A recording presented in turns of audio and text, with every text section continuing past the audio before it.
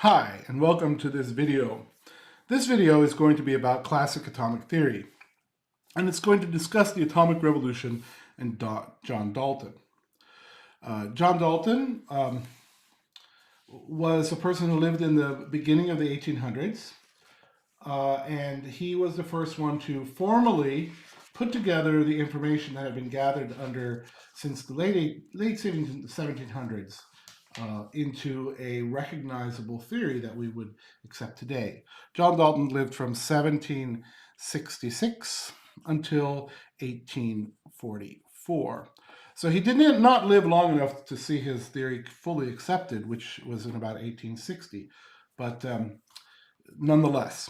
So let's talk about John Dalton's atomic theory. So here we have it. It says, he basically stated the following: all matter is composed of small, indivisible particles, which he called atoms. Now, atoms are a word that he actually borrowed from classical Greece, most importantly from Leucippus and from Democritus, who introduced the term, sometime 2,300 years ago or something like that. But we can get into that another time. John Dalton continues then with that all atoms belonging to an element are identical. And then continues to part 3. 3 says that atoms of different elements can join in whole number ratios to form compounds. And then the final claim then, or the final claim he makes then, that chemical reactions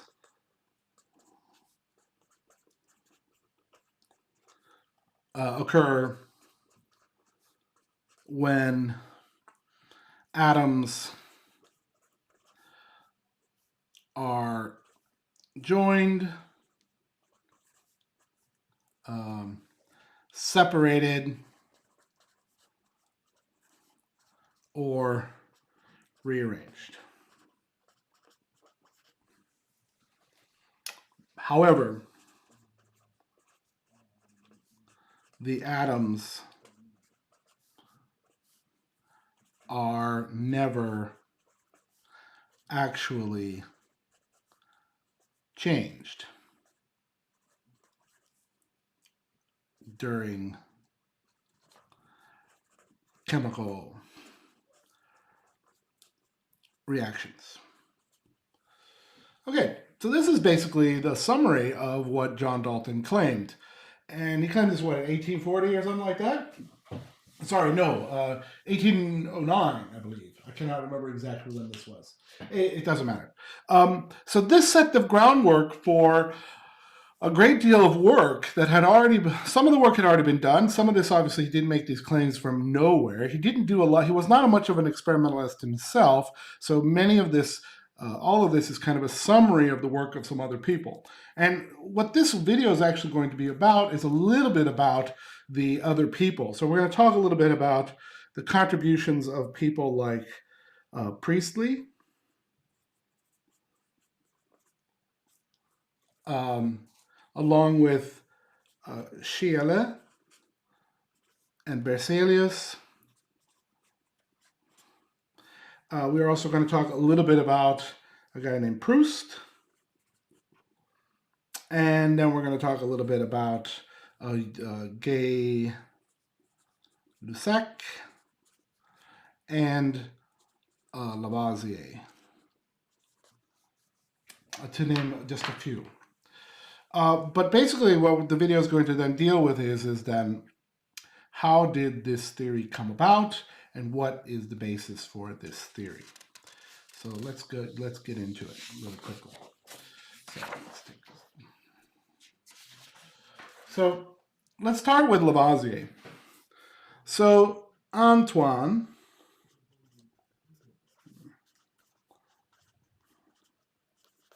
was a quite famous guy. He was an aristocrat in France, as you might have guessed from his name, who ended his life in the guillotine. He got his head chopped off, basically.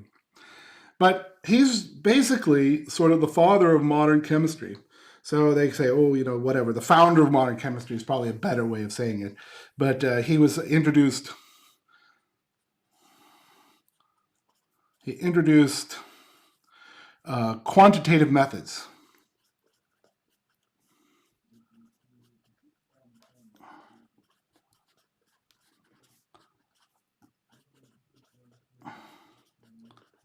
Many of the contributions that had occurred before him that we still use in chemistry actually belong more rightfully to the physics, the gas laws and things like that. So what did he do? Well, he was pretty famous for a lot of different things. One thing he was quite famous for was then, and very importantly, right, he established the law of mass conservation, which is a significant contribution if you think about it, because it basically says that mass can never be created nor destroyed in normal chemical reactions. Pretty impressive stuff. And how did he do this? Well, he did it in a lot of different ways. One really famous thing that he did, just as a side point, is that in one very sort of amazing demonstration that he was challenged to do he was challenged to find the mass of smoke. And he did this by taking the equivalent of a cigarette, basically, and a cigar, I think, probably more likely. So he had a cigar, and he carefully measured the mass of the cigar before and after he smoked it. And he carefully collected all of the ash from the cigar in a little tray, and then he could establish that the smoke that was given off by the cigarette had a certain amount of mass, proving then that smoke had mass. He worked a lot with combustion, basically. Worked with combustion reactions, which meant he burned stuff, basically. And so he famously found the mass of smoke.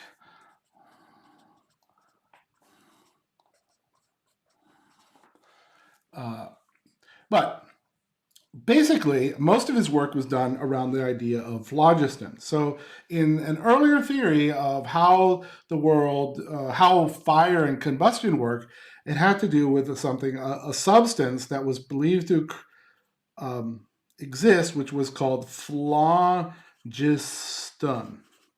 And this was sort of like what we call a fire causer. So it was like a substance that was believed to cause combustion. But he debunked this. And he debunked it in a number of different ways because phlogiston was not believed to have any mass, right? It was believed to be something that was massless and that it was some sort of, a little bit like a life force, if you will, in substances that could burn. So fire was not actually a consequence of changes of mass or rearrangement of masses.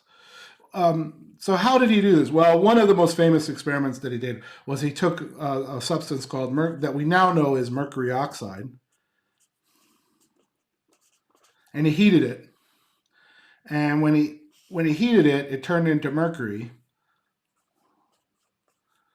plus some mass. Of course, he didn't know it was oxide, so he just knew it was this stuff, and that he could remove when he heated it quite hot, he would get the mercury, and then there was some mass that disappeared, right? A little bit like his smoke up here. right? So this disappeared. And so, but then if he allowed the mercury to heat up again, he would get his mercury oxide back, right? So he could get it back. So this reaction is obviously something that could go both directions, and that he could get this back, and that this mercury oxide, this mass A here and mass B here were the same. So mass A was equal to mass B. And he was able to establish that then if mass A and mass B were exactly the same, that he could get the mercury to react with whatever it was that was in the air and get the same masses back and forth, that there couldn't be really this magical thing called phlogiston. And also he basically set the groundwork for identifying what this stuff was. And that actually was done just a few years later by a guy named Priestley and by Scheele. They both found oxygen as a direct result of this. But basically, by doing this kind of experiment, he was able to then show, right, the law of mass conservation. And so this was kind of the beginning of the evidence required for determining the atom.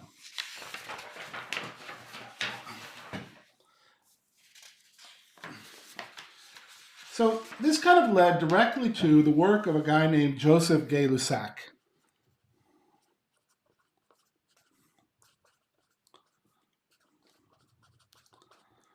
Who also worked with combustions, and this was in around 1809. But he lived from 1778 until 1850. So, but in 1809, he basically did some reactions where he was combusting hydrogen with oxygen. So he was taking hydrogen gas and he was adding it to oxygen. And of course, when you do this, you get water. Of course, at the time, this was this is oxygen gas as well. And we're making water vapor here, or actually, we should say water gas. It's better.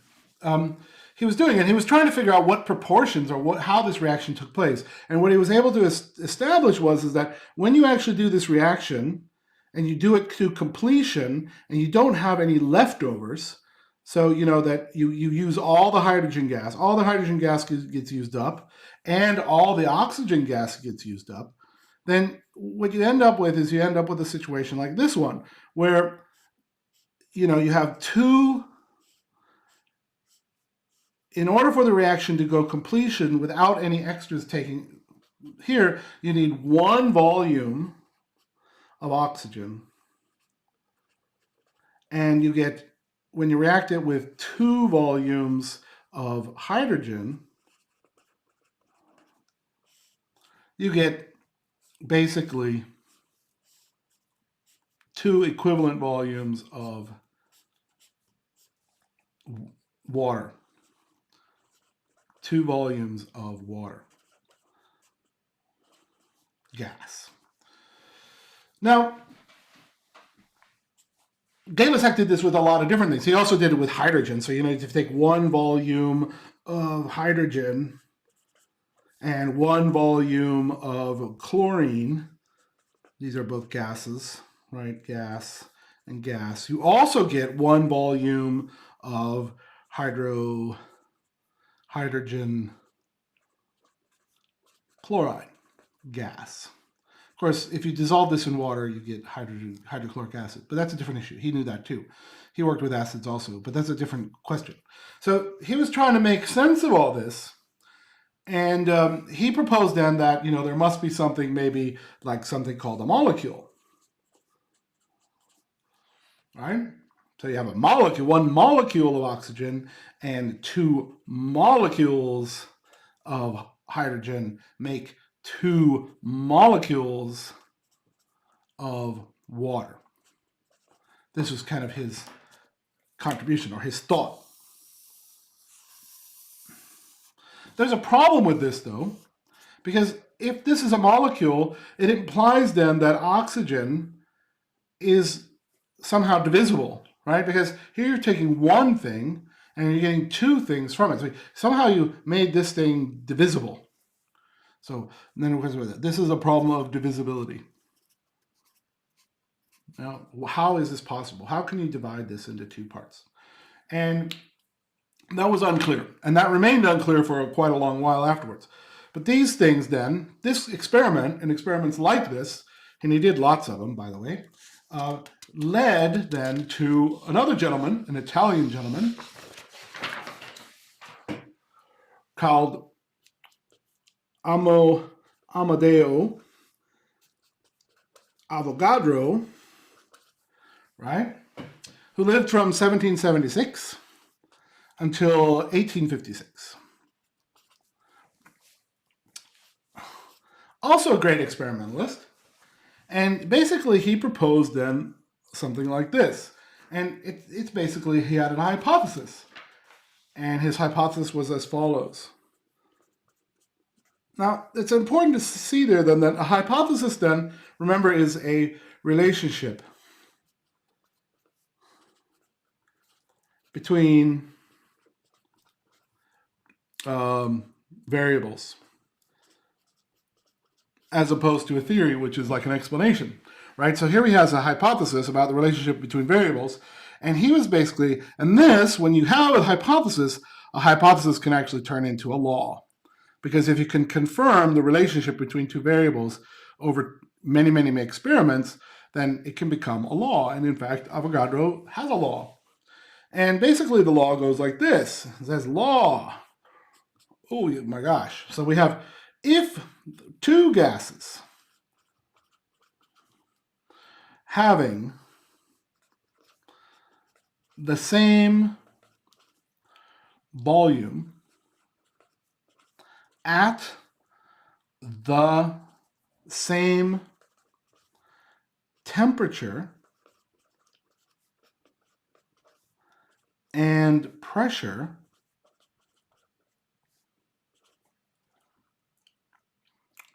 will contain the same number of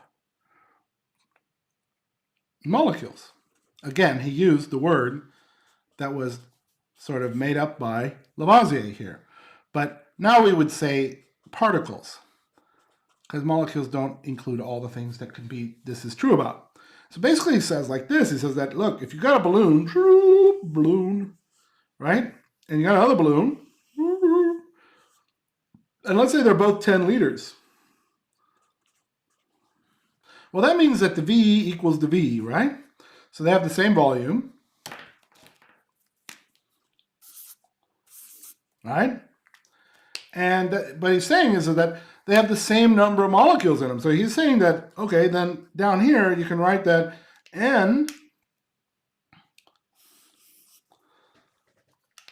if the V is equal to the V, then the N is equal to the N. And N is just the number of things, right? It's just like in math. You know, if you count the number of things, you have an N number of things. This is the N number of things. Now, this is one of the most important contributions that has ever been made to science, and that's why Avogadro is so important, right? We even have a number that's named. He didn't come up with a number. He came up with this. Now, how did he come up with this? Well, he basically said like this, that like if you have a gas, let's say we have this is a gas, this is some sort of gas chamber here that's made, a big square gas chamber. If you think about it, the molecules here, the little molecules, they're really small. Right? So here's a molecule at one end of this box, and here's another one at the other end of this box. Most of the space in this box is open space. So this is what? Is the major contributor to volume. And the particles are minor contribution.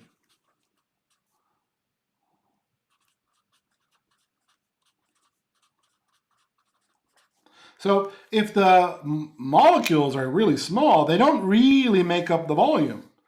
What makes up the volume is open space, or the space between the molecules. Now, in reality, when we're moving around, it's not like, ooh, it's a long way between atoms here. These things are moving, at above the speed of sound. So this box in here, even though the molecules are really far away from each other, is basically essentially full all the time, because these things are moving really, really fast all the time, and they're moving all over the place. So it's not like you can stick your hand out and miss a bunch of molecules. That's not going to happen. Okay, so now Amedeo Avogadro. This sets the ball rolling, right? This is the fundamental foundation of one of the most important foundations of modern chemistry, right there.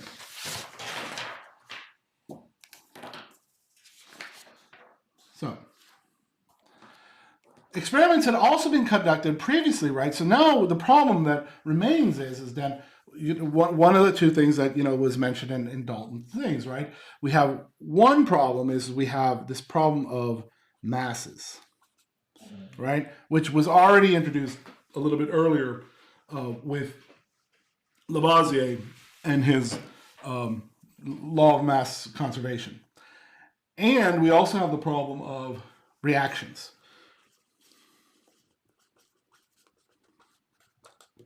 So where do we have the evidence for these reactions?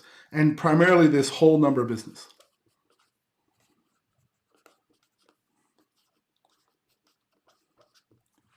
Right? The masses come a little bit later, but we'll look about the whole number thing because they're related to each other.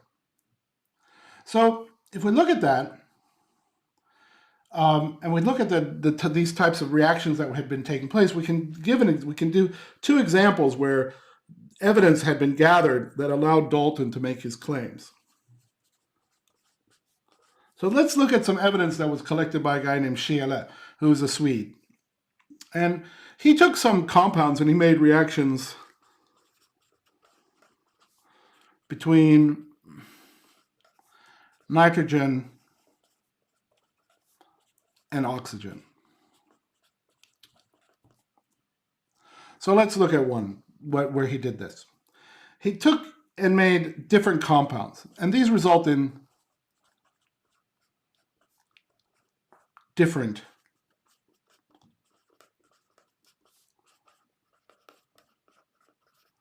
compounds. So we say compound 1. Compound 1 turned out to have in this case then, in this example, is 1.750 grams of nitrogen for one gram of oxygen. And compound 2, remember this is a series, right? Turned out to have 0.875 grams of nitrogen for every 1 gram of oxygen. And compound 3 had 0.4375 grams of nitrogen for every 1 gram of oxygen. Now, you would think that two atoms would only form one compound. Well, it turns out that they knew pretty early that that's not the case. So there are lots of examples where elements form more than one compound with each other. And so how do you interpret this? And how do you get this whole number ratio business that Dalton wanted to talk about? Well, let's compare these and see how this might work out. So let's compare compound 1 with compound 2. So if we take compound 1 and compound 2 and we compare them like this, we say compound 1 divided by compound 2. Well, then we have 1.750 grams over 0.875 grams. We don't have to worry about the oxygen because they're the same. And this turns out to be a ratio of 2 to 1. Fair enough. And now let's compare compound 2 with compound 3. And again, we have 0.875 grams over, and in this case, 0.4375 grams. So we have a ratio of 2 to 1. And if we were to compare compound 1 with compound 3, which we can, I suppose, we can write that underneath here. compound 3 or 1 over 3, we also get then 4 over 1. So what does this imply? Well, it implies then that there's some sort of fundamental ratio here between these atoms. Well, let's look at that for just a second. Let's kind of try to remember these ratios here. Obviously, 2 to 1, 2 to 1, and 4 to 1.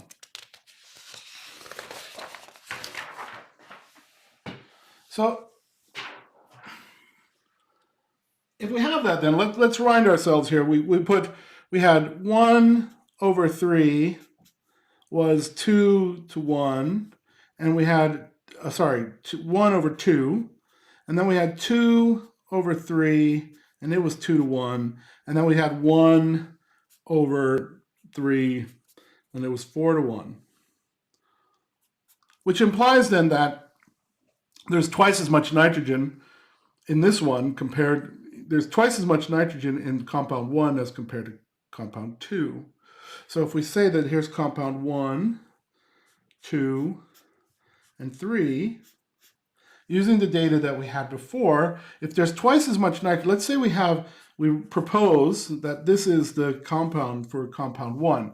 So compound 1 has twice as much nitrogen as compound 2, then we have to write NO here, since that's half as many nitrogens relative to the oxygen.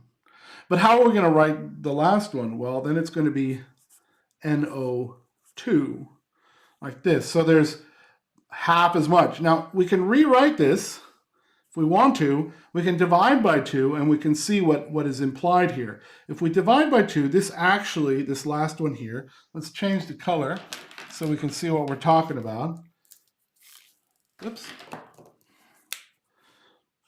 This one. If we divide by 2 then, we can see that it becomes 1/2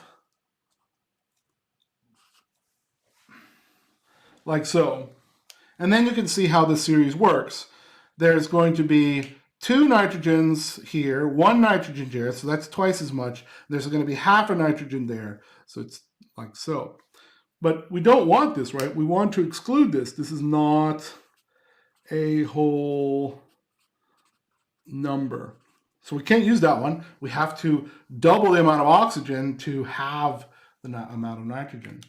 If we look at another example then, if we start and say that, oh, the compound 1 is NO, then we're going to end up in the same situation as we did here. If we want half the amount of nitrogen, we have to put NO2 there, don't we? And if we want to half the amount of nitrogen again, we're going to have the NO4. And if you do the math, of course, you're going to end up in the same situation. So if we do this one, we see that if we divide by 4, then we get N1/4 O. But we want to exclude that because this is not a whole number. Again, we can continue with this thought process if we like, right?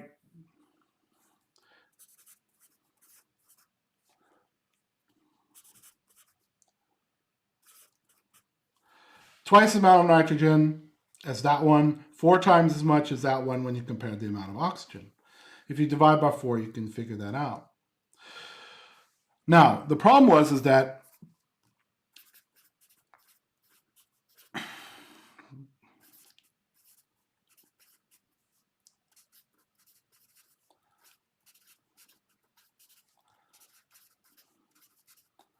right?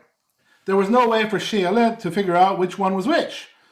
There was no way at the time to know. He just knew that these were the whole number ratios that were coming out of the math. So if we look at another example where this was working, where he was doing this, we can look at another example that's also quite illustrative for this problem. So let's look at that real quickly. So I'm going to switch papers here and we can do that. I don't think I want to flip it over. Let's do this. Okay, so let's do another example. We have 2 compounds of carbon and oxygen.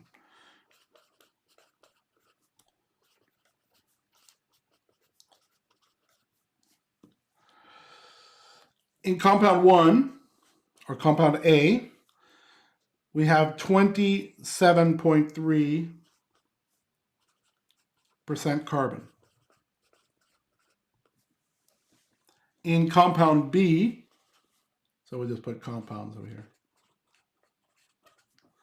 In compound B, we have 42.9% carbon. Now, if we do the calculations, we know then that we will have what? This will be 72.7% oxygen. And this one will be then 57.1% oxygen. Now, let's compare then. Let's do another type of comparison where we can look. So let's look at compound A, and then let's put oxygen over carbon and look at the ratio between the two. So the ratio between this is going to be then 72.7 divided by 27.3, and the ratio is 2.66. Then if we do for compound B, we do exactly the same operation. We take oxygen over carbon. We see that it's 57.1 divided by 42.9. And this is 1.33. So this implies that you have 2.66 parts oxygen for 1 part carbon in this compound. And then in compound B, we have 1.33 parts oxygen for 1 part carbon. If we compare then 2.66 with 1.33, it turns out the ratio is 2 to 1. So in one of the compounds, there's twice as much oxygen as in the other one. So we can see then that in this one, there's twice as much oxygen compared to the carbon as there is over here. So we can say there is twice as much oxygen in compound A compared to compound B. So they had established that there, yes, indeed, were small whole number ratios. That this is what Dalton used then to make his claim about in his atomic theory, small whole number ratios. He had already established the existence of elements. Now he established that there are compounds and that the compounds have small whole numbers. Really good, and that you could rearrange them. Now, there are still some problems though, right?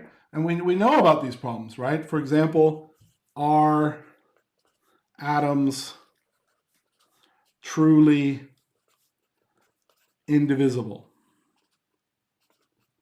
Right? This is a question, right? 2, are all atoms of an element identical? Still a problem, right? And then can atoms of the same element bond? And of course, we know the answers to these questions now. This is no, right? We know that the atom, right? Even on the simplest level, we know that there are things called ions, right? Are all atoms identical? No. On the simplest level, we know that there are isotopes. And there was already evidence for isotopes back then. People who had been measuring gold had figured out that there must be some things isotopic ratios of gold. And then the second one, can atoms of the same element bond? And actually, there were quite a few people who actually figured this out, among others, a guy named Berzelius, who might be the subject of another video. So then we have Cannizzaro. So Cannizzaro was a guy who was at the first International Congress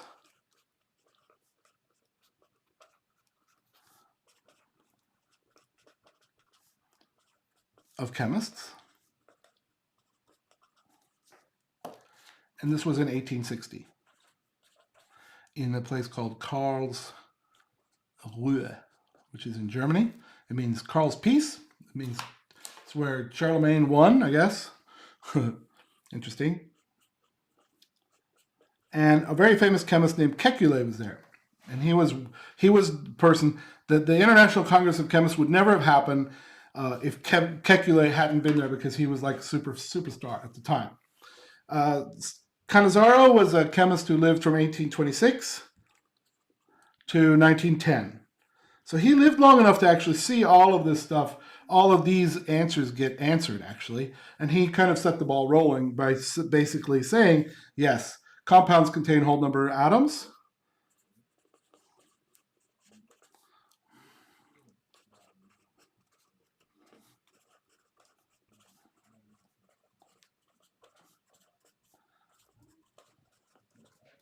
And two, Avogadro's